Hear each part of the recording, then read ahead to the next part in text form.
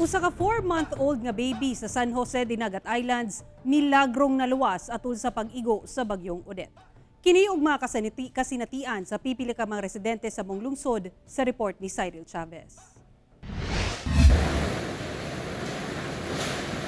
Kusog nga hangin inubanan sa kusog nga ulan, kini ang nasinatian sa mga residente sa San Jose, Dinagat Islands atol sa pag-igo ni Bagyong Odette niadtong Disyembre 16.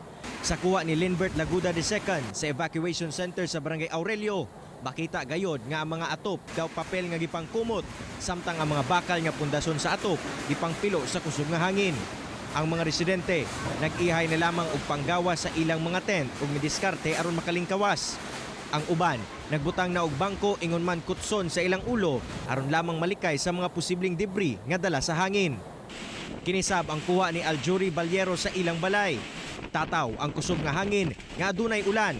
Hinungdan nga natanggal ang mga atop ug gasayaw-sayaw na mga punuan sa kahoy. Mayo na lamang naluwas silang magbanay.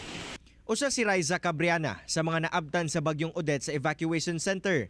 Saysay niya nga hilabihang kahadlok ang iyang gibati ni adtong tungura. Grabe kahadlok niya gipanggutom na mga bata kay kuan gabi na bito hatik.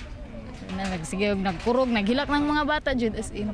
Alang kang Barangay Captain Ruben Zuniega, si Odette gayod ang pinakakusog nga bagyo nga ilang nasinatian sulod sa pipila ka katuigan. Doble ang ilang problema karon kung unsaon ang pagbangon tungod sa grabeng kadaot nga hatod sa maong bagyo. Pag-igo gyud sa bagyo gikan sa first og sa second wave. Kay pag nihunong man sa kadali, pag-igo sa mata. O then pagbali niya, wa na gyud nabilin. Kurot na gyud. Bisan og gibungkag sa bagyo ang balay ni Marge Jane Basilio, dako gyapon ang iyang pasalamat nga nakalingkawas ang 4 ka bulan pa lamang ni ining anak nga si Sabrina May. Gibalot sa inahan ang anak og jacket ug ubang panapton aron makalingkawas ang bata sa bagyo. May gani, wa pod ang simento diri lang igo. Kay kung dito na igo sa Aubos, wa na mga patay na gyud mi sir. Na gyud. Kami tanan diha awa na kay nang baha na gudto niya nagtulo na sa igbaw. So murag ang among anto na tabangin tawon mi ninyo Panginoon kay tanan jud mga santo nanawag na gyud mi.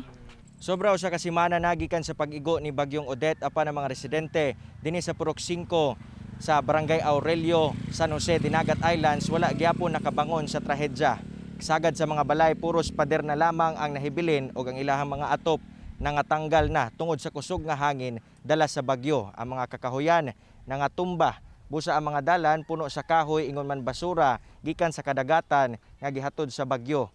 Busa ang panawagan sa mga residente karon nga matabangan sila sa gobyerno hilabi na sa ilang pang-adlaw-adlaw nga pagkaon. Sanglit, wala gyapoy kuryente og signal ang isla. Kani ang panawagan sa mga residente. Og sa ako asad nga mga pag-umangkon nga tuwa sa Florida. Ako dyan kinunday, muhangyo mi nga, mangayo dyan migtabang para sa makatukod mi o gamay nga Pinoy-anan kay karon wasakid sa bagyo amo ang balay. Sa Usamis, Pidotsi family nga, okay ra ko diri matay nga, buhi ra mi diri, salamat sa Ginoo, pero wala may Pinoy-anan. Gimingaw na ko ninyo, Merry Christmas o advance Happy birthday tay. May son, mga parintin ako, sa Tagom, naaramin din sa Dinagat, okay lang mi, at least safe mi. Wala na hitabo sa mga pero nagpait yun mi, wala mi kurente, wala mi signal. Kauban si Jaybert Pairat sa kamera. Ako, si Cyril Chavez para sa One Mindanao.